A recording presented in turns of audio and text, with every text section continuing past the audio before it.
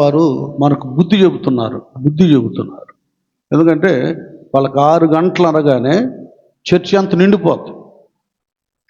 6 గంటలకు చర్చి మొత్తం నిండిపోతుంది. 9 గంటలంటే 9 గంటలకు చర్చి అంతా నిండిపోయింది. వాళ్ళని మనం ఏమంటాం?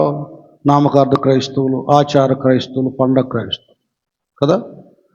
వాళ్ళకి ఒక టైం సెన్స్ ఉంది. దేవుణ్ణి సమయానికి ఘనపరిచేటటువంటి మంచి మనసు. మరి మనకేముంది చెప్పండి? నేను మారు మనసు పొందాను, రక్షించబడ్డాను అని చెప్పుకుంటాం. రక్షణకు తగిన బ్రతుకులు లేవు. చూద్దాంలే, వెళ్దాంలే, కొద్దిసేపటికి వెళ్దాంలే, పాటలు అయిపోయినాక వెళ్దాంలే, ఆరాధన అయిపోయినాక వెళ్దాంలే, ఆ వాక్యం జరుగుతుంటే వెళ్దాంలే. చూడండి, అంటే మనం దేవుణ్ణి గౌరవిస్తున్నామా? దేవుడంటే భయము భక్తి కలిగి ఉన్నామా? భయం లేకుండా మన ఇష్టం వచ్చినట్టు ప్రవర్తిస్తున్నాం. ఇవన్నీ దేవుని సముఖమున ఒక గ్రంథం ఉంటుంది, అందులో రాయబడి ఉంటుంది. ఇక్కడ టీచర్స్ ఉన్నారు, లెక్చరర్లు ఉన్నారు. ఒక అన్ని సర్టిఫికెట్లు మాత్రమే కాకుండా ఇంకొక సర్టిఫికెట్ ఉంటుంది, క్యారెక్టర్ సర్టిఫికెట్ ఒకటి ఉంటుంది. మంచి బిడ్డాడు, క్రమంగా వచ్చాడు, అటెండెన్స్ మిస్ అవ్వలేదు, మిస్ అయిందనుకో వాడిని ఎగ్జామ్ కూడా రాయనివ్వడు. ఇవన్నీ మనకు తెలుసు కదండి. స్కూల్కి కాలేజీకి వెళ్ళేవాళ్ళు వాళ్ళు బాగానే వెళ్తారు కదా, ఉద్యోగాలకు వెళ్ళేవాళ్ళు బాగానే వెళ్తారు. ప్రార్థనకు వచ్చే విషయంలో రారు. మళ్ళీ వాడు కాలేజ్ స్టూడెంటే, స్కూల్ పిల్లలే. చూసావా, నువ్వు చదువుతున్న స్కూల్ కంటే, నువ్వు చదువుతున్న కాలేజ్ యూనివర్సిటీ కంటే వీటన్నిటికీ నువ్వు అడుగు పెట్టడానికి స్థానం ఇచ్చిన దేవుని సన్నిధి గొప్పది. అదొక్కటి కొద్దిగా మీరు హృదయాలు తెరిచి మనస్సాక్షి కలిగి, కఠిన హృదయాలు కాకుండా కరగబడినటువంటి హృదయం కలిగిన వారై, వాళ్ళు ఎవరైనా సరే, నేను కానీ, గత కీర్తన చెప్పేవాళ్ళు కానీ, సండే క్లాస్ టీచర్స్ కానీ, యవనస్తులు నడిపించేవాళ్ళు కానీ, అసలు మనం టయానికి వస్తున్నామా లేదా? ఆలస్యంగా రావటం అది అహంకారానికి సూచన కానీ విధేయత కాదు. ముందు మేమేం చేయాలంటే మాదిరి చూపించాలి, బోధించేవాళ్ళు. నెక్స్ట్ సంఘ పెద్దలు, ఇంత మాదిరి ఇదనమాట విధానం. ఆ నియమంలో మనం వెళుతున్నప్పుడు మనల్ని చూసి చాలామంది నేర్చుకుంటారు. నువ్వు రక్షించబడ్డావు, నిన్ను చూసి ఏమైనా సమాజం నేర్చుకుంటుందా అనేటటువంటిది ప్రశ్న కదా. ఎందుకంటే ఇవన్నీ ఎందుకు చెప్తున్నానంటే 40వ కీర్తనలో మీ అందరికీ తెలిసింది. ఇప్పుడు పాట పాడుకున్న పాట కూడా అదే నానా. ఈ కీర్తనలో 5వ వచనంలో, యెహోవా నా దేవా, నీవు మా ఎడల జరిగించిన ఆశ్చర్య క్రియలను. చూడండి, ఇక్కడ ఎవరు ఈ కీర్తన రాసింది? దావీదు గారు రాశారు. ఇక్కడ వీరేం రాస్తున్నారంటే, ఇదంతా మనకు చాలా వండర్ఫుల్, చాలా గొప్ప కీర్తన ఇది. ఇందులో ఒక భక్తుని జీవితం అంతా కూడా ఇక్కడ రాయబడం.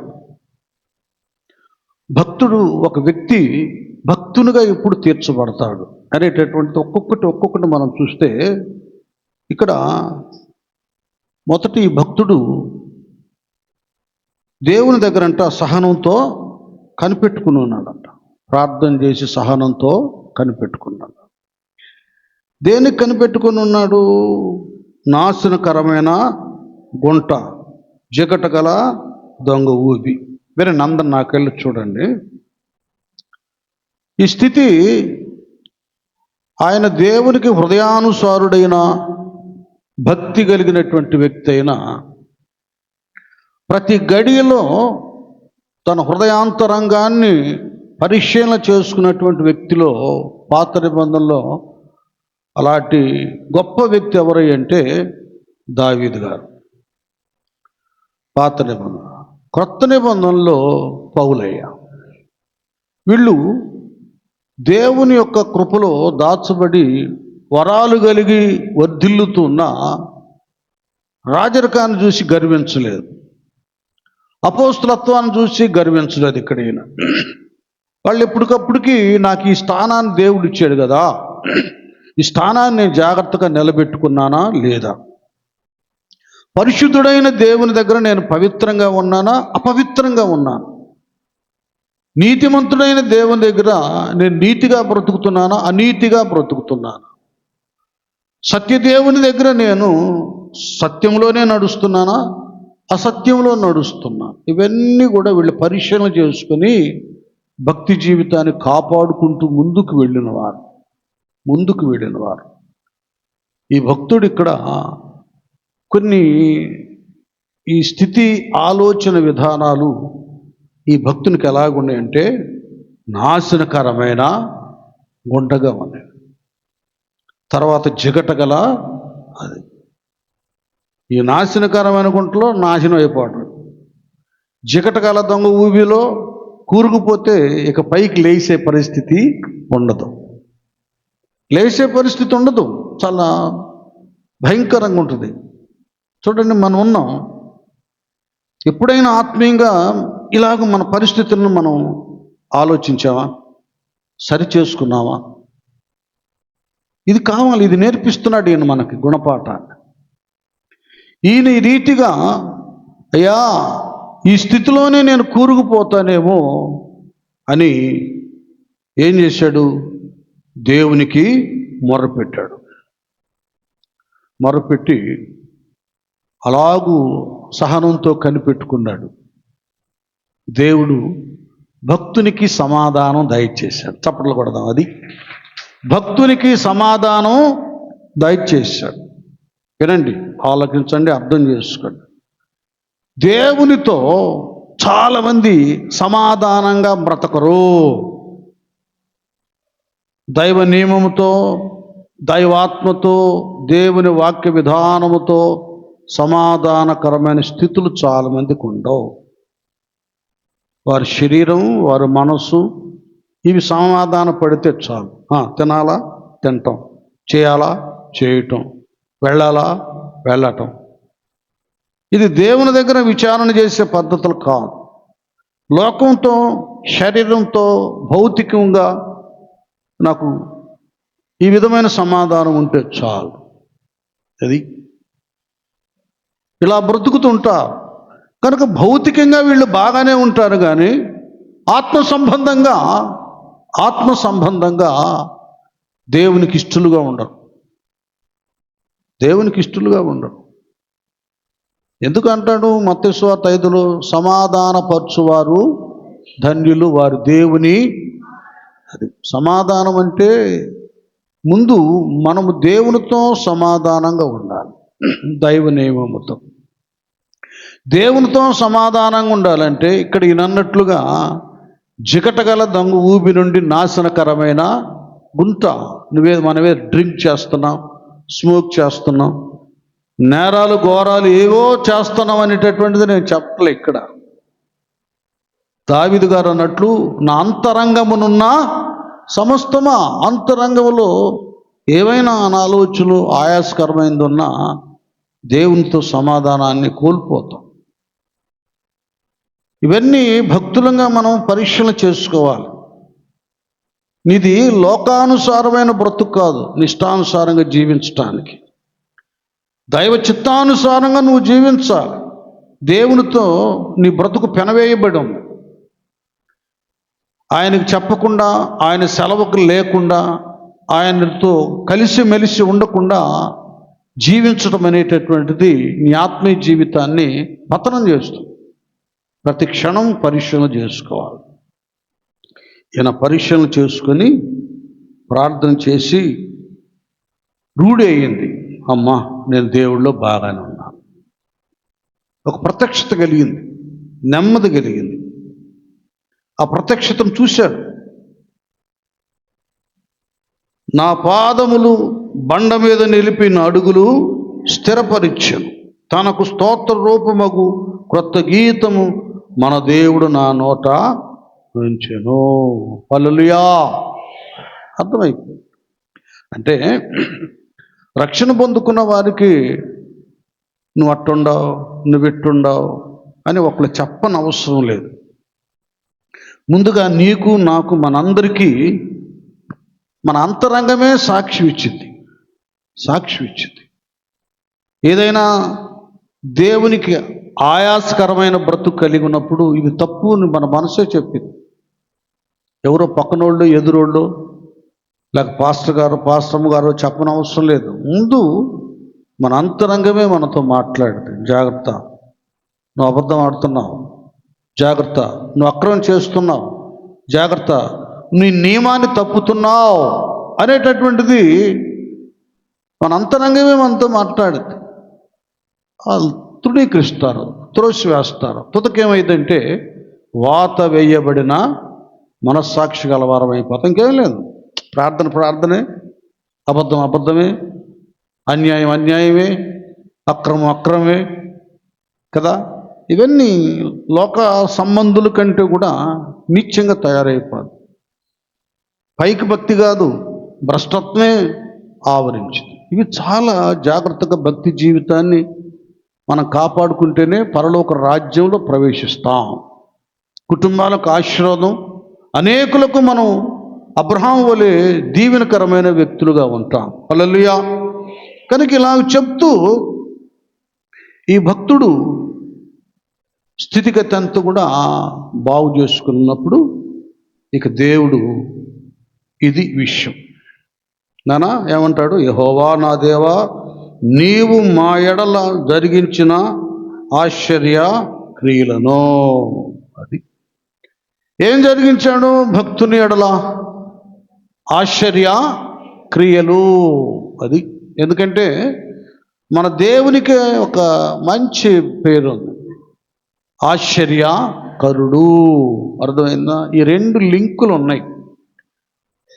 మొదట తర్వాత ఆశ్చర్యకరుడు, ఆలోచన కర్త. ఏది మనం ఎందుకు సొంతగా చెప్పుకుంటాం? యెషయా 9:6లోకి వెళ్దాం. యెషయా 9:6లోకి వెళ్ళిపోదాం. మీరు కూడా బ్రదర్స్ చదవండి, వచ్చినంతోటి చదవండి, తప్పేం లేదు, చదవండి. ఏలయనగా మనకు శిశువు పుట్టెను, మనకు కుమారుడు అనుగ్రహింపబడెను, ఆయన భుజము మీద రాజ్యభారముండును, ఆశ్చర్యకరుడు, ఆలోచనకర్త. చూసారా? మొదట ఏంటైనా ఆశ్చర్యకరుడు, ఆలోచనకర్త. చాలు. ఇక ఇది మనకు ఇప్పుడు రెండు కావాలి, ఆశ్చర్యం, ఆలోచన. ఇప్పుడు మన సబ్జెక్ట్ ఏంటంటే ఆశ్చర్యం, ఆలోచన. మనము దైవ నియమములో బ్రతుకుతూ ఉన్నప్పుడు దావీదులాగా, ఇప్పుడు చూశారుగా, దైవ నియమములో మనం బ్రతుకుతూ ఉన్నప్పుడు దావీదు గారు లాగా ఏం చూశారు? ఇప్పుడు దాకా ఈ 4 వచనాలు వరకు ఈ స్థితి, ఈ నియమములో మనం ఉన్నప్పుడు దేవుడు ఆశ్చర్య కార్యాలు మన ఎడల జరిగిస్తాడు. నువ్వు ఊహించు, ఇదేం జరగదు అనుకుంటావు. ఇదేంటి ఇలాగైపోయింది పరిస్థితి నువ్వు అనుకుంటావు. నువ్వు జరగదు, నీకు రాదు, నీకు లేదు, దూరమైనది, ఇంకేముంది, శూన్యం అనుకుంటుంటావే. దాని విషయంలోనే దేవుడు ఒక ఆశ్చర్యకరమైన కార్యాన్ని చేస్తాడు. చప్పట్లు కొడదాం గట్టిగా. అది ఇప్పుడు ఎందుకు ఆయన ఆశ్చర్యకరుడైనటువంటి అలంకరణ, ఆ నామం, ఆ విధానం ఆయనకు ధరించబడి ఉందంటే, వినండి నాన్న,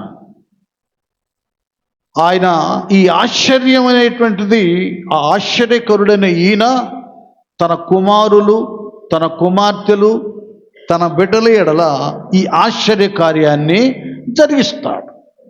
అంతే కదా. ఒక ధనవంతుడు ఉన్నాడు అనుకోండి, తను సంపాదించిన ఆస్తి ఐశ్వర్యం ఎవడికో అన్యుడికి, బయటవాడు కాదు కదా. తన బిడ్డలు, తన సంతతికి ఆ స్వాస్థ్యాన్ని అదంతా వాళ్ళకి ఇచ్చేస్తాడు. ఇంకంతే. ఒకవేళ వాళ్ళు దూరం అయిపోయి అయ్యో నాకెట్లా ఏమనుకున్నా, వాళ్ళు మర్చిపోయినా తండ్రి మర్చిపోడు. పిల్లల యొక్క బాగోగులేంటి, వాళ్ళకి ఏది కావాలి, ఏది అవసరం కదా, ఏ విషయం కొరకు వారు చింతిస్తున్నారో ఎరిగినటువంటి వాడే దేవుడు ఒక తండ్రి వాళ్ళకు సహాయం చేస్తాడు. అలాగే ఆశ్చర్య కార్యాలు చేసే మన దేవుడు తన బిడ్డల ఎడల ఇక్కడ దావీదు గారు అన్నట్లుగా నీవు మా ఎడల జరిగించిన ఆశ్చర్య క్రియలు. హల్లెలూయా. అర్థమవుతుందా? ఈవేళ దేవుడు మాట్లాడుతున్నాడు. ఇంకేముందిలే, ఏమి లేదులే నువ్వు అనుకుంటున్నావు. దేవుడేమో ఒక మెర్కెల్ ఆశ్చర్య కార్యాన్ని చేస్తున్నాడు అంటే చేయబోతున్నాడు కదా, నేను చేస్తున్నాడు అంటున్నాను. అది రూట్లో ఉంది. ఆశ్చర్యకార్యం ప్రయాణములో ఉంది. డెలివరీ అయింది, అది మన దగ్గరికి నడుచుకుంటూ వస్తుంది. ఇది ఆశ్చర్యకార్యం అంటే. ఇంత ఉన్నతుడైన దేవుని మనం చేరువును పెట్టుకొని మనం ఎందుకు మన కుటుంబాల్లో ఆశ్చర్య కార్యాలు జరగటం లేదంటే, నీవు నేను ఆయనకు వాక్యానికి నియమానికి అనుకూలంగా లేనంత వరకు నీ వ్యక్తిత్వంలో నీ కుటుంబంలో ఏ ఆశ్చర్య కార్యము జరగదు. అది గుర్తుపెట్టుకో. నేను మిమ్మలను శపించడం లేదు, మీకు దేవుడు చేయొద్దని కోరుకోవటం లేదు. మీ ఎదుట ఒక దైవ నియమాన్ని పెడుతున్నాను.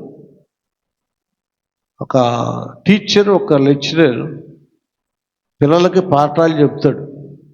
టెక్స్ట్ బుక్లు ఏమన్నాయో దాన్నే వివరించి చెప్తాడు, కానీ సొంత బుక్ రాయడు. అలాగే ప్రతి సేవకుడు కూడా ఈ టెక్స్ట్ బుక్ ప్రమాణికం బైబిలే మనకు. ఇందులో ఏమున్నాయో అయ్యే మేము మీకు చెప్తాం, కానీ మా సొంతకి చెప్పం. ఆశ్చర్యమైనటువంటి కార్యం నీ ఎంట ఎందుకు జరగటం లేదు మన ఆశ్చర్యకరుడు. దానికి నీవే ఉత్తరవాదివి. ఎలాగుండావు? దైవ నియమానికి వాక్య క్రమానికి అనుకూలంగా ఉన్నావా, వ్యతిరేకంగా ఉన్నావా పరిశీలన చేసుకోవాలి. నేను మీ మధ్యలో మీ అందరికి తెలిసినటువంటి చిన్న సంఘటన మీ ముందు పెడతాను. ఇశ్రాయేలు యొక్క అవిధేయతను బట్టి మోషే కాలంలో నిర్మాణం చేయబడినటువంటి యెహోవా దేవుని మందసం, ఆ మందసం అది ఆశీర్వాదకరమైనది. ఆ మందసాన్ని వాళ్ళు మోసుకుంటూ వెళ్ళి యాజకులు జయాన్ని పొందుకున్నారు. యోర్దాను నది ప్రవాహాన్ని ఏకరాశిగా నిలబడింది. ఎన్నో అద్భుత ఆశ్చర్య కార్యాలను మందం వారితో ఉన్నదాన్ని బట్టి వాళ్ళు గొప్ప గొప్ప కార్యాలను వాళ్ళు పొందుకోగలిగారు. అయితే ఈ మొదటి సమూయేలు గ్రంథంలోనే ఏలీ అనే ఆయన యాజకుడుగా, తర్వాత తన యొక్క కుమారులైన హోఫ్ని, ఫినెహాసు తర్వాత యాజకులుగా, అంతే కదా. అక్కడేంటి, ఆ గోత్ర పరంగా యాజకత్వం అనేది వచ్చింది. అహరోను, ఎలియాజర్, ఎట్లాగో ఏలి, హోఫ్ని, ఫినెహాసు అవ్వాలి. అయితే వాళ్ళు ఎంత దుర్మార్గులంటే యెహోవాను ఎరగని వారై, అది ఎంత భయంకరమైన మాట అండి. అక్కడ దేవుడు సొమ్ము తింటున్నారు, దేవుని ఆలయంలో ఉంటున్నారు, కానీ ఎలాగున్నారంట? ఏలీ కుమారులు యెహోవాను ఎరగని వారై మిక్కిలి దుర్మార్గులై ఉండిరి. అర్థమవుతుందా? అంటే అర్థం ఏంటంటే, దేవుని మందిరానికి వచ్చి కూడా దైవ నియమాన్ని మనం అనుసరించకపోతే ఎవరు మనం? యేసయ్యని ఎరగని వారము. ఏమంటాడు? ఆ రోజు ప్రవక్తల్నే లాక్కొట్టాడు. అయ్యా, నీ నామమును మేము దెయ్యాలు ఎలగొట్టలేదా? అద్భుత ఆశ్చర్య కార్యాలు చేయలేదా? ప్రసంగాలు చేయలేదా? అది చేయలేదా? ఇది చేయలేదంటే ఏమంటున్నాడు? అక్రమము చేయవారు మీరెవరో నేను ఎరగను. చెప్పండి, నేను ఎరగను. ఏందమ్మా? మీరెవరో నేను ఎరగను పండి. అర్థమవుతుందా? ఇట్లా అయింది కొందరు పరిస్థితి. ఎందుకు ఆశ్చర్యకార్యం జరగటం లేదు మన కుటుంబ వ్యవస్థలో అంటే, అక్కడేమో ఏలీ కుమారులు యెహోవాను ఎరగని వారు, ఇక్కడేమో దేవుడే అంటున్నాడు మీరెవరు నేను ఎరగను బండి. నువ్వేం చేసినా సరే దైవ నియమములో మనం బ్రతకాలి. హృదయాంతరంగాన్ని జాగ్రత్తగా కాపాడుకోవాలి. ఈ స్థితి ఏది మనలో లేకపోతే నీ కుటుంబంలో మన కుటుంబాలలో ఆశ్చర్య కార్యాలు జరగవు. ఆయన ఆశ్చర్యకరుడు. ఆశ్చర్య కార్యాలు మన పక్షంగా ఆయన జరిగిస్తాడు. ఏమైందంటే ఆ మందసం దాదాపు 20 సంవత్సరాలు అభినాదాబు అనేటటువంటి వాని ఇంట ఉంది. ఆ ఇంట ఉన్నప్పుడు సౌలు రాజు ఆ మందసాన్ని గురించి అంత ఇంట్రెస్ట్ తీసుకోలేదు, పట్టించుకోలేదు. అవునులేండి, దేవుని మందిర విషయం కానీ, మందిరంలో ఎలాగుంది, మందిరం శుభ్రంగా ఉందా, మందిరంలో ఏం కొదువుగా ఉన్నాయి, కుర్చీలా, చాపలా, బల్లలా, ఫ్యాన్లా, లైట్లా, సౌండ్ సిస్టమా, ఎక్కడ ప్రాబ్లంగా ఉంది అనేటటువంటి ఒక మంచి మనసు వచ్చింది. అది ఆత్మ, పరిశుద్ధాత్ముడు పెట్టే భారం, బాధ్యత గల మనసు. పౌలయ్య అన్నట్లుగా అందరూ తమ సొంత పనులను చేసుకుంటున్నారు కానీ యేసుక్రీస్తు పని ఎవరు చేయటం లేదు. అర్థమైందా? నేను చేయకపోయిన కొంతమంది నేను పట్టించుకోను. ఎందుకంటే అది దేవుడు పెట్టాలి ఆ భారం. చెప్పి చేయించుకునేది కాదు. చిన్నపిల్లలు ఉన్నారు, వాళ్ళకి చెప్పి మనం చేయించుకుంటాం. పిల్లలు కదా, వాళ్ళు నేర్చుకోవాలి, వాళ్ళకి చెప్పి మనం చేయించుకుంటాం. పెద్దోళ్ళు, రక్షించబడ్డ వాళ్ళు, అనుభవనీయులు, వాళ్ళ అంతరంగంలో నుంచి ఆ భారము బాధ్యత పుట్టుకొని రావాలి. ఈయన అంటాడు దావీదయ్య, నేనేమో మంచి ఇంట్లో ఉంటున్నాను, నా దేవుని మందిరం గుడారంలో ఉందని కదా, నిద్ర పట్టలేదంట ఆయనకి మందిరాన్ని గురించి. ఇవన్నీ వేరే, వీళ్ళు కారణ జన్ములు. వాళ్ళు కేవలం దైవ పని కొరకు వారు ఎన్నిక చేయబడ్డవారు. చేయటం, ఇవ్వడం అనేటటువంటిది అదొక వరం. అది అందరికీ రాదు. అదొక శ్రేష్టమైనటువంటి గుణలక్షణం. సౌలు రాజైనా దేవుని మందసాన్ని గురించి ఏమాత్రం పట్టించుకోలేదు. దావీదు గారు వచ్చిన తర్వాత అభినాదాబు అనేటటువంటి ఆయన ఎంట ఉన్న ఆ మందసాన్ని చక్కగా యెరూషలేములో ఆ ప్రత్యక్ష గుడారంలో పెట్టడానికి తీసుకొస్తున్నాడు. జరిగిన పని ఏంటంటే, లేవి గోత్రానికి చెందినటువంటి వాడే ఉజ్జా అని ఆయన, అది ఎడ్ల బండి మీద తీసుకువెళ్తుంటే పొలంలో ఆ ఎత్తు పల్లాలు ఉంటాయి కదా, ఎద్దు కాలు అందులో పడి అలాగూ అది కూలిపోతున్న సమయంలో మందసం పడబోతున్నప్పుడు ఉజ్జా అని ఆయన మందసాన్ని అట్లాగా పట్టుకున్నాడు. దేవుని ఉగ్రత వచ్చి అతను అక్కడే చనిపోయాడు. వినండి, ఈ రెఫరెన్స్లు ఏం వద్దులేండి, చెప్పుంటే వెళ్తే టైం చాలా అయింది. చనిపోయాడు. ఇంక భయం వేసింది దావీదు గారికి. ఆ చేరువులో ఉన్న ఉబేదేదేమో ఇంట్లో పెట్టండి అని అందులో పెట్టారు. చూడండి, అదేంది, దేవుడు మందసం పడిపోతుంటే పడకుండా కాపాడాడుగా, చావటం ఏంటంటే లేదండి. మందసం నేను చాలా పర్యాలు చెప్పాను, మందసం ఎవరు పట్టుకోవాలో, ఎలాగ పట్టుకోవాలో దానికి ఒక పద్ధతి ఉంది. పాత నిబంధన నీతి నియమం క్రమము ఇప్పుడు పూర్తిగా ఆచరణలో ఉంటే అందరు తెచ్చేవాళ్ళు. నేను వాక్యం చెబుతానని బైబిల్ పట్టుకొని పరిగెత్తున్నారే నలుగురు, అక్కడ సమకూడంగానే నేను పాస్టర్ అని ఉంటున్నారే, వీళ్ళందరూ ఎప్పుడు లేచిపోయేవాళ్ళు. కాకపోతే ఏంటంటే రేపు ఆయన తీర్పు తీరుస్తాడు. మందసం అనేటటువంటిది, ఇది మందసం అనుకోండి, దీనికి మోత కర్రలు ఉంటాయి, ఇటు ఒక కర్ర ఉంటుంది, ఆ రింగ్ లాగా ఉంటాయి, అందులో సెట్ చేయబడి ఉంటుంది, అటు ఒక కర్ర ఉంటుంది. ఎన్నిక చేయబడినటువంటి యాజకులు ఈ కర్ర ఒక ఆయన భుజాన వేసుకుంటాడు, ఇటు కర్ర ఒక ఆయన భుజాన వేసుకుంటాడు. అక్కడ ఇద్దరు భుజాన వేసుకొని ఇలా మోసుకుంటూ ముందుకు వెళ్తారు. కర్ర మందసాన్ని పట్టుకోకూడదు, కర్ర భుజాన వేసుకోవాలి. తేడా పడిందా? ఆయన దహించు అగ్ని కదా, కర్మము తప్పితే కాల్చబడతాం, అది పద్ధతి. మరి ఇవన్నీ ఉజ్జాకు తెలుసు, తెలియకుండా ఏముండవండి. ఆవేశంతో పట్టుకున్నాడు, ఎలాగో పట్టుకున్నాడు, చనిపోవడం జరిగింది. అభినాదాబు యొక్క పెద్ద కొడుకు ఆయన, వాస్తవంగా పెద్ద కుమారుడే, లేవి గోత్రానికి చెందినవాడైతే తర్వాత యాజకుడు అవ్వాలి. చూడండి, సేవకత్వం అనబడేటటువంటిది నీ ఉద్రేకాలతో ఆవేశాలతో అది చేసేది కాదు, దానికి ఒక పద్ధతి ఉంది. ఎందుకంటే ఈ దినాల్లో మారు మనసు లేని వాళ్ళు కూడా సేవ చేస్తున్నారు.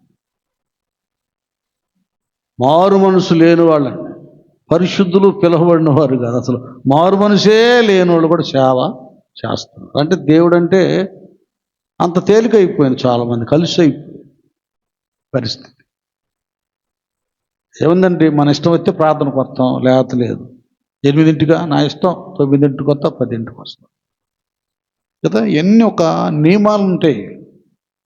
నేను ఎవరు పట్టించుకోకపోయినా, ఒకవేళ పట్టించుకున్నా నువ్వు వాళ్ళని లెక్క చేయకపోయినా, దీనికి మూలమైన దేవుడు ఉన్నాడు, ఆలయానికి మూలమైన దేవుడు ఉన్నాడు. రిజిస్టర్ ఆయన దగ్గర ఉంటుంది, అన్నీ క్షుణ్ణంగా చూస్తూ ఉంటాడు. నువ్వు ఎలాగున్నావు, ఎలాగ నడుస్తున్నావు, ఏమి చేస్తున్నావు, ఏమి ఇస్తున్నావు, ఏమి తీసుకుంటున్నావు, ఇదంతా కౌంట్లో ఉంటుంది అన్నమాట. ఉజ్జానే ఆయన చనిపోతే భయం పుట్టి ఎవరింటి పెట్టాడమ్మా? ఒబేదేదోం అని ఆయనంట పెట్టాడండి మందసాన్ని. అక్కడ 3 నెలలు ఉంది. వినండి నాన్న, చాలా ప్రాముఖ్యమైంది, అనేక పర్యాయాలు విన్నారు. ఇక వెంటనే భార్య బిడ్డలందరినీ సమావేశపరిచాడు, అందరిని సమావేశపరిచాడు. జాగ్రత్త, మన ఇంట దహించు అగ్ని అయిన దేవుని మందసం ఇక్కడుందే.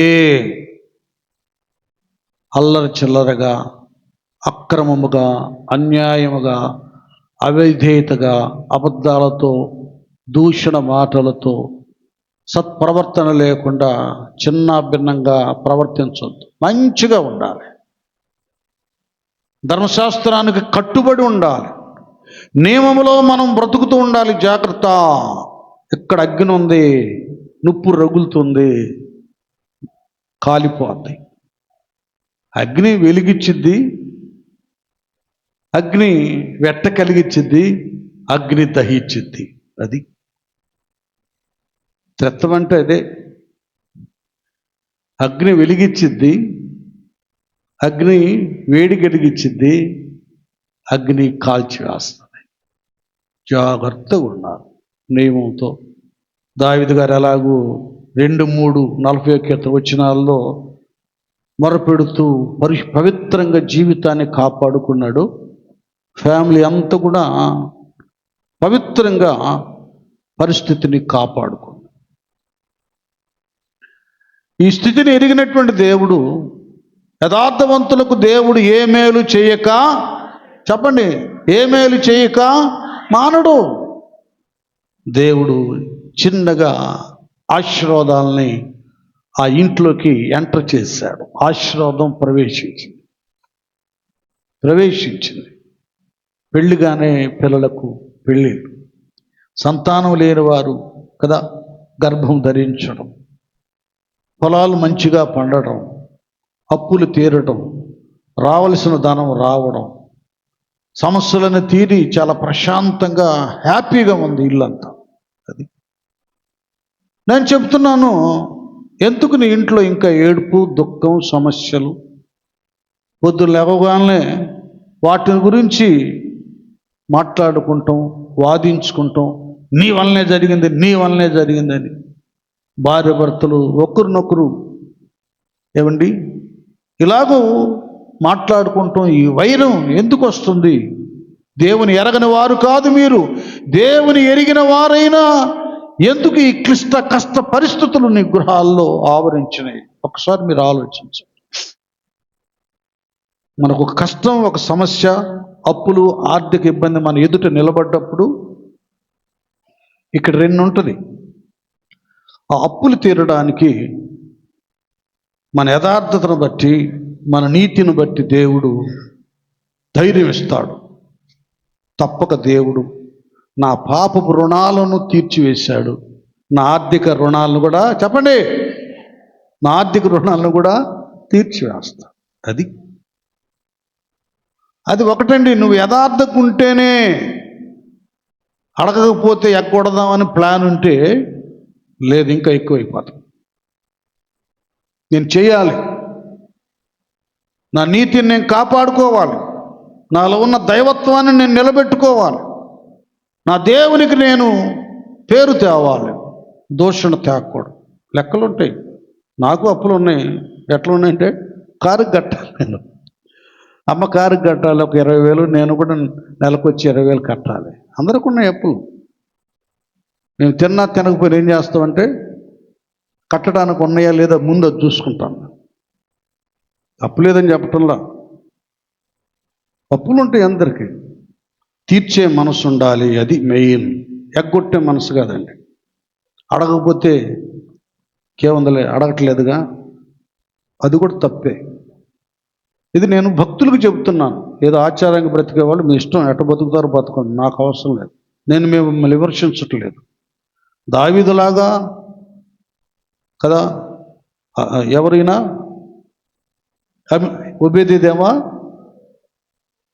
ఒబేదేదేమలాగా ఈ ఆశీర్వాదాలు రావాలంటే ఆ నియమాన్ని నేను మీకు చెప్తున్నా. ఇక్కడ రెండు ఫ్యామిలీలు. ఒక ఆయన ఎవరు? అభినాదాబ్, అంతేనా? ఇంకొక ఆయన ఎవరు? ఒబేదేదేం. అభినాదాబ్ అని ఆయన ఉన్నాడు, పెద్ద కొడుకును పోగొట్టుకున్నాడు. ఒబేదేదేం ఉన్నాడు, ఆశీర్వాదాలు ఒక్కొక్కటి పిల్లలకు, తన కుటుంబానికి ఒబేదేదేం అన్నీ సంపాదించుకున్నాడు. తన హృదయాంతరంగ యథార్థత ఈ స్థితిని కలుగు చేస్తుంది. ఈ బ్లెస్సింగ్స్, ఈ ఆశీర్వాదం, ఇదంతా ఆ నోట ఎక్కడి దాకా వెళ్ళింది? దావీదు రాజు గారి దాకా వెళ్ళిపోయింది. అది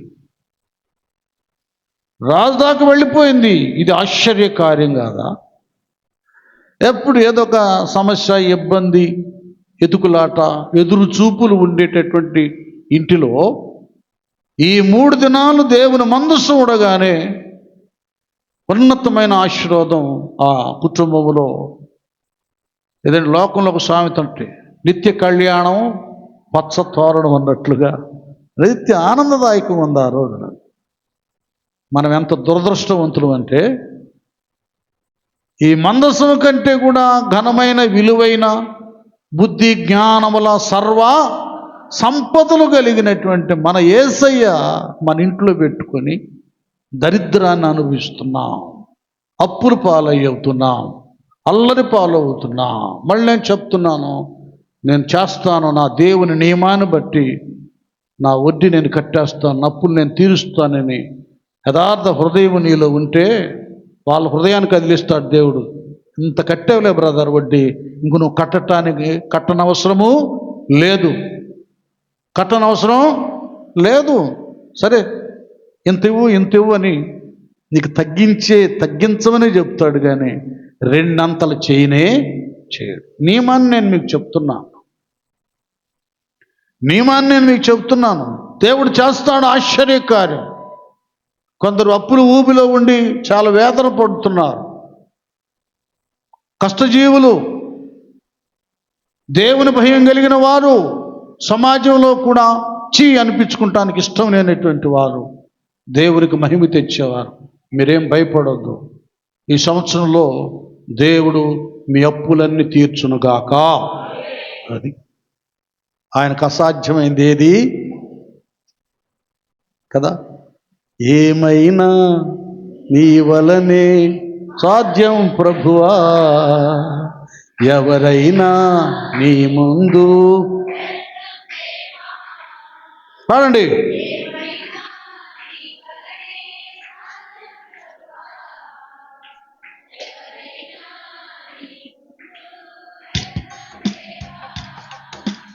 నీకే సాధ్యము, అది నీకే సాధ్యము, నీకే సాధ్యము, అది నీకే సాధ్యము, నీకే సాధ్యము.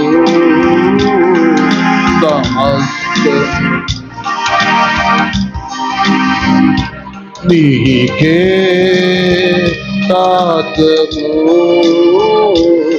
సమస్తము. రెండవ వచనం, సింహపు నోలను తీర్చివేశావు సమాధి బ్రతుకులకు,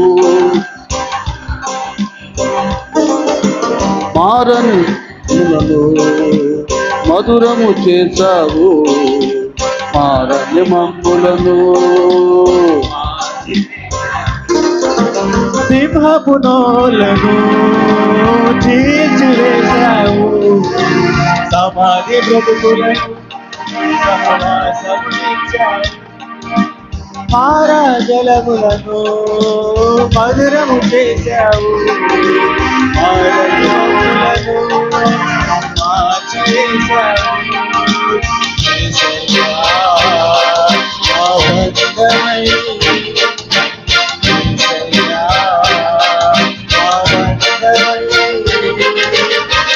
మా బ్రతుకులను మార్చివేశావు,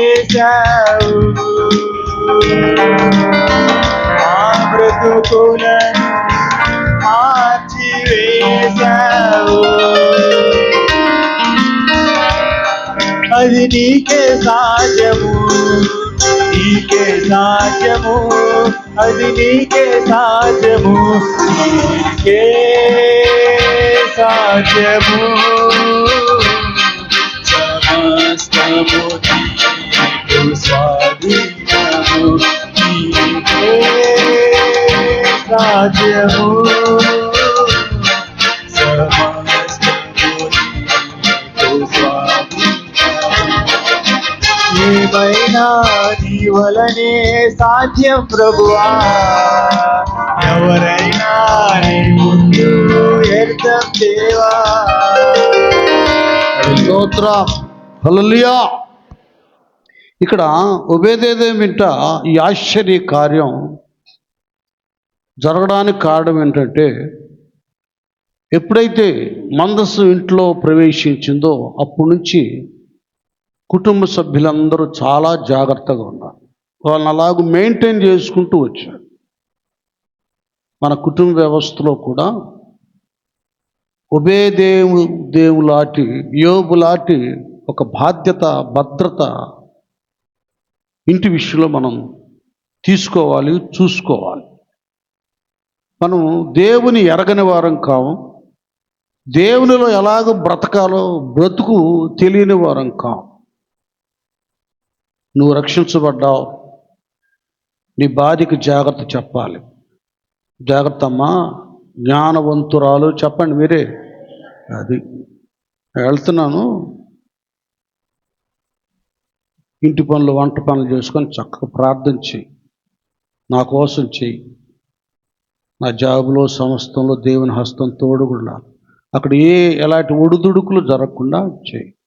పిల్లల కొరకు చెయ్యి, వాళ్ళ అవసరాలు ఏంటో వాళ్ళ కొరకు చెయ్యి. అది కదా. ఇంట్లో యజమానుడు రాజు అయితే యజమానురాలు మంత్రి, సాటి అయిన సహాయం. ఈ కుటుంబ వ్యవస్థ విలువ చాలామందికి తెలియదు. అసలు ఇంట్లో సరిగ్గా పలుకోరు. మళ్ళీ భక్తులు మళ్ళీ ప్రార్థనకు వస్తారు, ఇంటికి వెళ్తే ఒకటే తగు. ఉప్పు దగ్గర, పప్పు దగ్గర, తిండి దగ్గర, కూరల దగ్గర ఏంటిది చండాలంగా. ఇవన్నీ మనం జాగ్రత్తగా పరిశీలన చేసుకోవాలి. వీటిని అన్నాడు పౌలయ్య, సులువుగా చిక్కులు పెట్టే పాపం. నువ్వు ఇంట్లో ఉప్పు దగ్గరే జయించకపోతే నీకు శ్రమలేమి జయిస్తావు? భార్యతో పెట్టుకుంటారు, భర్తతో పెట్టుకుంటుంది ఆమె పోడు. ఏంటిది దరిద్రం? మనసు ఉండాలా పోవాలా? మీకే సమాధానం లేకుంటే సమాధానకర్త దేవుడు ఎట్లా ఉంటాడు నీ ఇంట్లో? ఇక్కడి నుంచి స్టార్ట్ అయింది. కనుక ఆయన పని ఆయన, ఏమి పని ఏమి, ప్రార్థన ఇవన్నీ చేసుకుంటే పరిస్థితి అంతా చక్కబడిపోద్ది. ఇంకంతే, అన్నీ అణిగిపోతాయి. పిల్లలు ఒక్కొక్కరికి ఆశీర్వాదం. కుమార్తె అల్లుడు మనవ సంతతికి ఏ బ్లెస్సింగు, కుమారుడు కోడలు మనవ సంతతికి ఎలాంటి ఆశీర్వాదమో ఇవన్నీ కూడా దేవుడు కలుగా చేస్తాడు, బ్లెస్సింగ్స్ ఇస్తాడు. ఇప్పుడు మనం పాటలు పాడటం, ఆరాధన చేయటం, కీర్తనలు చెప్పటం, ప్రసంగాలు చేయటం అది కేవలము నాటకీయంగా ఉండకూడదు, ఆచారంగా ఉండకూడదు. అది పవిత్రంగా ఉండాలి, అది నిజముగా ఉండాలి. అది ఆచారంగా అబద్ధంగా ఉండకూడదు. అందుకే కదా మనం చాలా పర్యాలు చెప్పుకున్నాం. శాస్త్రులు పరిచయుల గురించి అంటాడు, వాళ్ళు చెబుతురే కానీ చెయ్యరు. వాళ్ళు ఎందుకన్నాడు? అయ్యో శాస్త్రులారా పరిచయులారా, మీరు సున్నము కొట్టిన సమాధులు, మీరు పరలోకానికి వెళ్ళరు, వెళ్ళే వాళ్ళని వెళ్ళలేవు. మరి మనం రక్షించబడి మనం ఏం చేస్తున్నాం? మన ఇంట్లో ఈ మనస్సు, యేసయ్య మనస్సాన్ని ఎలాగ భద్రపరుచుకుంటున్నాం? ఇవన్నీ కూడా చక్కగా మనం పరిశీలన చేసుకోవాలి. మందస ప్రభావం ఏలీ కాలంలో ఈకాబోత్ అన్నట్లుగా ప్రభావం తొలగిపోకుండా ఒబేదేవదేము దాన్ని కాపాడుకున్నాడు.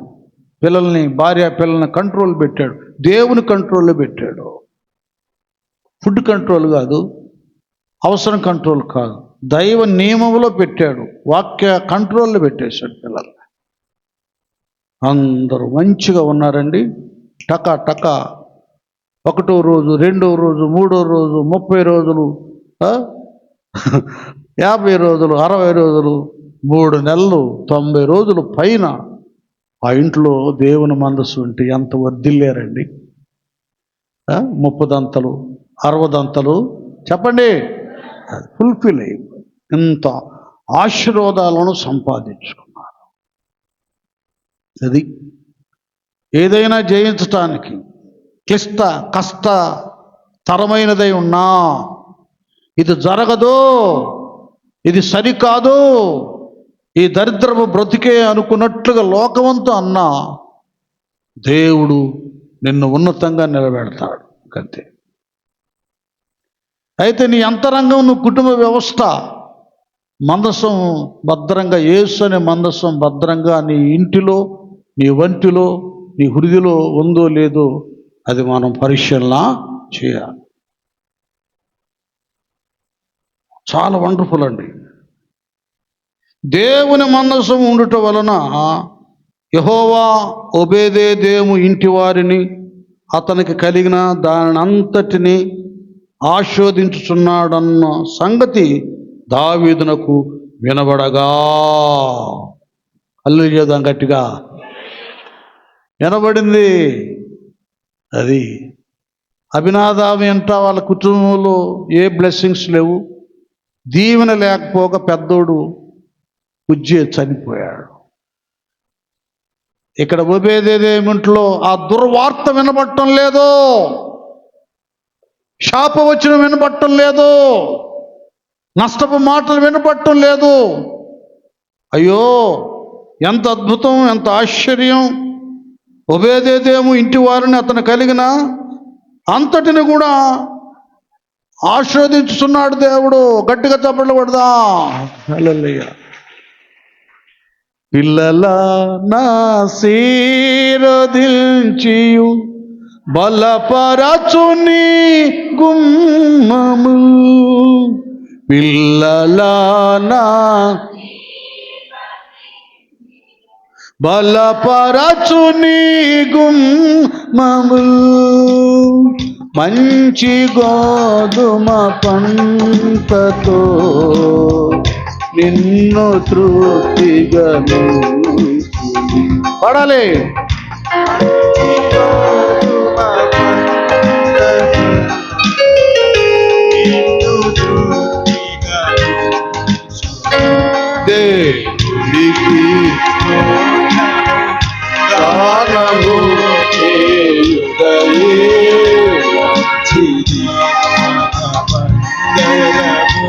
స్తుతి గానము చేయుటయే మంచిది. స్తోత్రం, హల్లెలూయా. అందరు బ్లెస్. ఇది ఒక మెర్కిల్ అన్నమాట. యూదా దేశంలో ఒబేదేదేముంట ఒక అద్భుతం, దేవుని మందసం ఉండటం వలన. అది నేను చెప్పేది ఏంటంటే, ఈ కీర్తనలు మనము ఆశ్చర్య కార్యాలు క్రియలు అంటున్నాడే, నువ్వు దేవుని సరిగా నీ అంతరంగంలో భద్రపరుచుకుంటే ఇంట్లో పిల్లలకు కూడా ఆ స్థితిని మెయింటైన్ చేయిస్తూ ఉంటే ఆ ఆశ్చర్య కార్యాన్ని చూస్తాం. గతే అనుభూతం నేను చెప్తున్నాను. నాకేం కష్టాలు రాకుండా లేదు, అవమానాలు రాకుండా లేదు, నిందలు రాకుండా పోలేదు, ఎన్నో వచ్చినాయి. మేమిద్దరం చేతులు పట్టుకొని ఏడ్చాం దేవుని దగ్గర.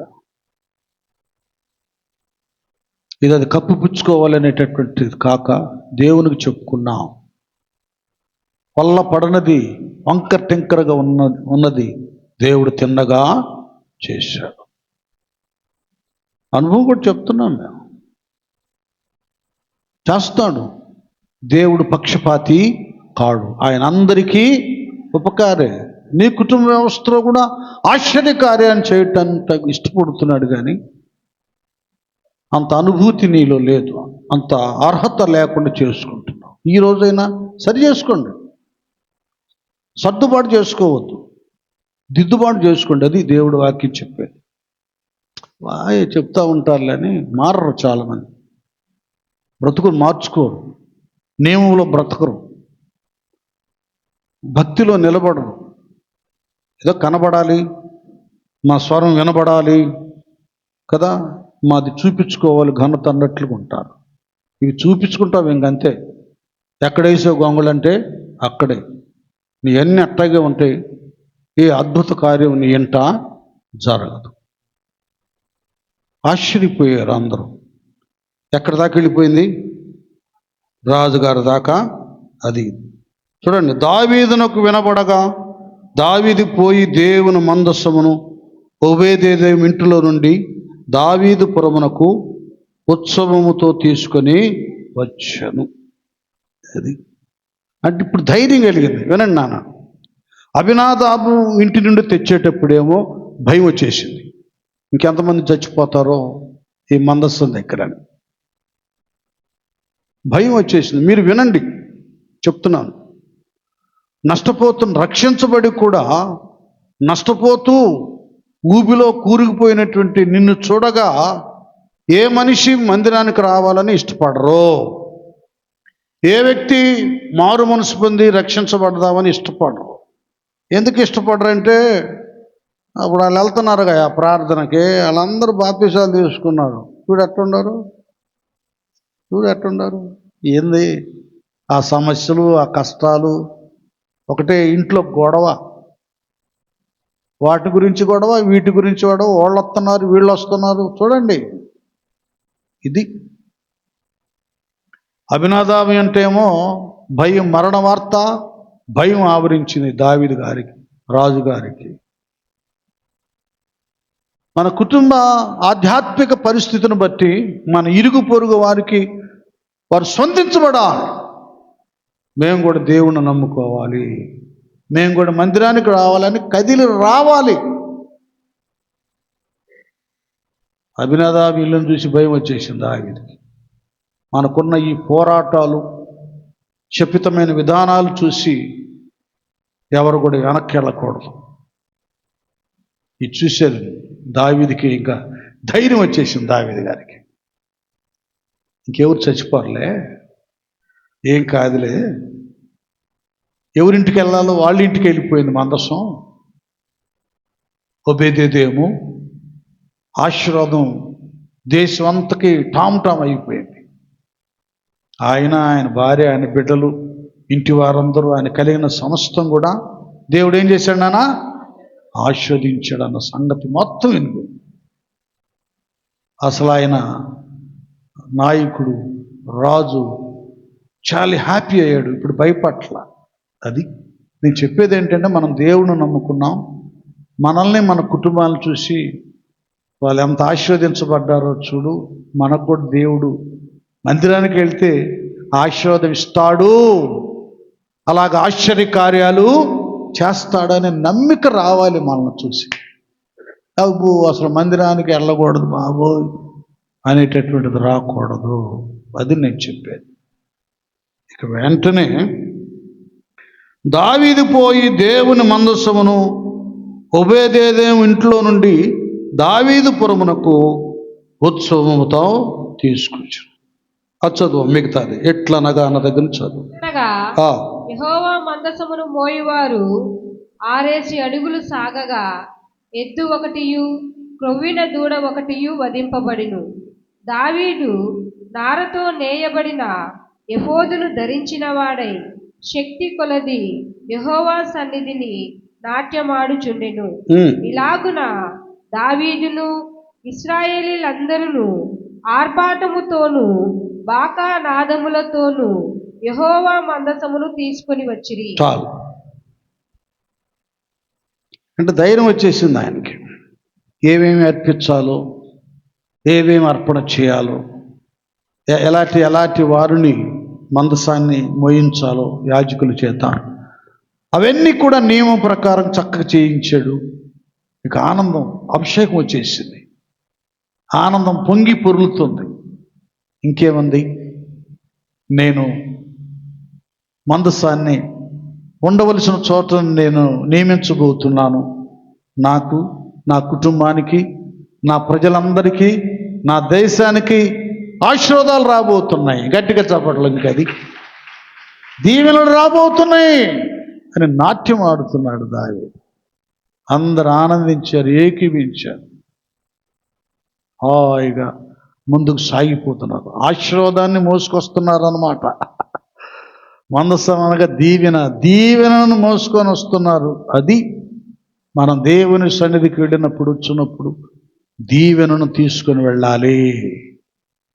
దుఃఖంతో, బాధతో, నిట్టూర్పుతో మనం వచ్చిన దేవుని మాటలు విన్నప్పుడు ఓదార్చబడాలి, నెమ్మది పొందుకోవాలి, ఆశీర్వాదాన్ని హృదయలో దాచుకోవాలి, మోసుకొని వెళ్ళి ఇంట్లో పెట్టాలి.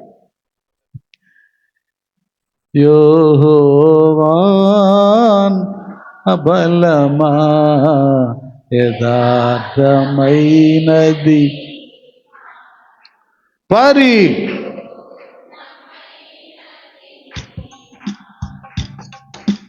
యెహోవా నా దీపమును వెలిగించువాడు,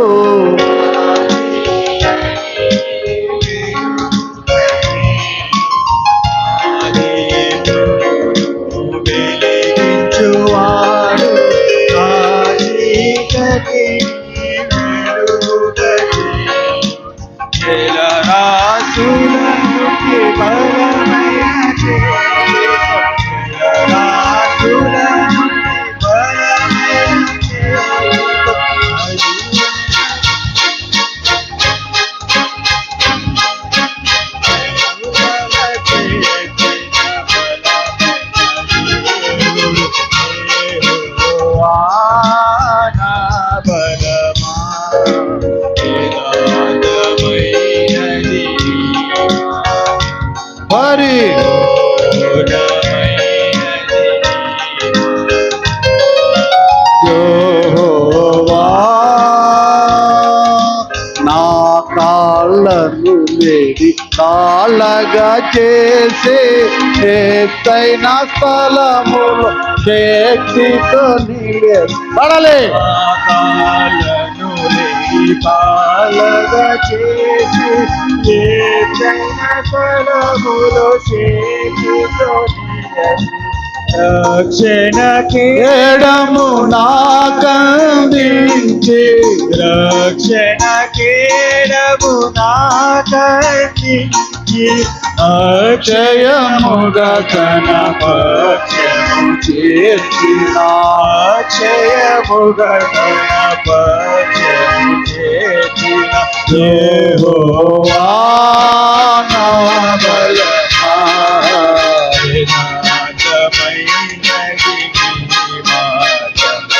పరిపూర్ణమైనది యెహోవా. హల్లెలూయా. ధైర్యంగా ఉండండి. ఆశ్చర్య కార్యం ఒబేదేదేము ఎంట చేసినట్లుగా దేవుడు మనందరి ఎంట మన సంఘాల్లో చేయునుగాక. ముగిస్తున్నాను ఇక నేను. ఇలాగున దావీదును ఇశ్రాయేలులందరినూ ఆర్భాటముతోనూ బాకానాదములతోనూ యెహోవా మందసాన్ని తీసుకుని వచ్చిరి. ఆశీర్వాదాలను ఆశ్చర్య కార్యాలను జరిగించే మందసాన్ని తీసుకొస్తున్నారు. నష్టాన్ని, నాశనాన్ని, శాపాన్ని కాదు. అలాంటి మందసం నీ హృదిలో, నీ భుజాన ఉండాలి. ఇంకంతే, అందులో నుంచి జారిపోకూడదు. దావీదు అంటాడు 116లో, రక్షణ పాత్రను అది. నీ తెలియట్లేదు బ్రదర్, నీ తెలియటం లేదు. నాకు ఇష్టం వచ్చినట్టుగా నేను వస్తాను, పోతాను, ఆడతాను, పాడతాను, నాకు ఆశీర్వాదం వచ్చిందంటే రాదయ్యా. రాదు. మన దేవుడు న్యాయాధిపతి, న్యాయవంతుడు, నీతి నియమాలు కలిగిన వాడు. ఆ నియమంలో మనం ఉంటేనే, ఆయన పరిశుద్ధుడు గనక మనం కూడా, చెప్పండి, అది ఆయన యథార్థవంతుడు గనక మనం కూడా,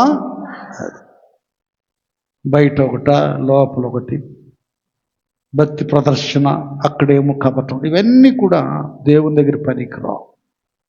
ఆశీర్వాదాలని ఏమండి, ఆశ్చర్య కార్య విధానాలని మోసుకొని వస్తున్నారు మందస్సు రూపంలో. యెహోవా మందస్సమును దావీదు పురమునకు రాగా కదా. ఇక్కడ చూడండి, ఆర్భాటంతో వచ్చారుగా, బాకానాదాలతో వచ్చారు, హ్యాపీగా వచ్చారు. ఏకీపించిన వాళ్ళందరూ హాయిగా నాట్యం ఆడుతూ సంతోషంగా ఉన్నారు. చాలా హ్యాపీగా ఉన్నారు. మనం కానీ ఆత్మ పొందుకొని గంతులు వేసినట్టు, నాట్యం ఆడినట్లు, భాషలు మాటలు, హ్యాపీ అనేంతవరకు బాగుంది. చూడండి, యెహోవా మందసము దావీదు పురమునకు రాగా సౌలు కుమార్తె యొక్క మీకాలు కిటికీలో నుండి చూచి, అది మళ్ళీ ఇంకొక గుంపు ఉంది, ఇంకొక బ్యాచ్ ఉంది. ఇది చూచి వీళ్ళు మార్కులు వేస్తూ ఉంటారు, విమర్శిస్తూ ఉంటారు, జడ్జిమెంట్ చేస్తూ ఉంటారు, జడ్జిలాగా. చూచి యెహోవా సన్నిధిని గంతులు వేయుచు నాట్యమాడుచునున్న దావీదును కొరుగని తన మనసులో అతని, చూసారా, అది ఈ ఆశీర్వాదాలు, ఈ ఆత్మీయ స్థితిని చూచి ఆనందించే వాళ్ళు ఉన్నారు. దావీదు గారితో పక్క నుండి ఆనందించలా, నాట్యం వల్ల ఆనందించే వాళ్ళు ఉన్నారు. అలాగే విమర్శించేవారు ఉన్నారు, ఈయన పరిచేవారు ఉన్నారు. అది వచ్చిన తిప్పలేదే. రకరకాల వ్యక్తులు ఉంటారు మందిరాల్లో, రకరకాల వ్యక్తులు ఉంటారు. ప్రవచనాన్ని ఇష్టపడేవారు ఉంటారు, రిసీవ్ చేసుకునే వాళ్ళు ఉంటారు, ప్రవచనాన్ని విమర్శించే వాళ్ళు ఉంటారు, ప్రవచనాన్ని వ్యతిరేకించే వాళ్ళు ఉంటారు. దైవవరాలను ఏమంటాం చెప్పండి? అది ఏది ప్రవచిస్తున్నారు ఏమో, ఏది ఏమైనా కూడా ఇది ప్రవక్తల ద్వారా దేవుడు రిలీజ్ చేసిన ప్రవచనం అని ఎరిగిన తర్వాత భయపడాలి. సరే, ఆ వ్యక్తే ఉద్రేకంతో, ఆవేశంతో ప్రవచించారు అనుకోండి, వాళ్ళే వ్యక్తిగతంగా శిక్ష అనుభవిస్తారు. కనుక మనం పరిశుద్ధాత్మల ద్వారా వెలువడినటువంటి దేన్ని మనం విమర్శించరాదు. ఈమె హీనపరిచింది, గంతులేస్తున్నాడు ఆనందంతో. ఇంకా నేను, నా కుటుంబం, నా దేశం, ఇంకా దీవెనే దీవెన, బ్లెస్సింగ్సే బ్లెస్సింగ్స్. తప్పది. ఈమె హీనపరిచిందంటే భార్య అయి ఉండి. వారు యెహోవా మందసం తీసుకొని వచ్చి గుడారం మధ్యను దావీదు దాని కొరకు ఏర్పరిచిన స్థలమును నుంచగా దావీదు దహన బలులను సమాధాన బలులను యెహోవాకు అర్పించాడు. సరే, ఈ హీనపరిచనానికి ఏమైనా కిరీటం దొరికిందా? విమర్శించడానికి ఏమైనా కిరీటం దొరికిందా? ఇప్పుడు 22 వచనం చదువు నాన్న, నేను ముగిస్తున్నా. తన ఇంటి చదువమ్మా, దినపడదు తన ఇంటి వారిని దీవించుటకు ఆ దావీదు తిరిగి రాగా సౌలు కుమార్తెయగు మీకాలు దావీదును ఎదుర్కొన బయలుదేరి వచ్చి హీనస్థితి గల పనికెత్తెలు చూచుచుండగా వ్యర్థుడొకడు తన బట్టలను విప్పివేసినట్టుగా ఇశ్రాయేలీలకు రాజువైన నీవు నేడు బట్టలను తీసివేసి ఎంత ఘనముగా కనబడితివని అపహాస్యము చేసినందున దావీదు నీ తండ్రిని అతని సంతతిని విసర్జించి ఇశ్రాయేలీలను తన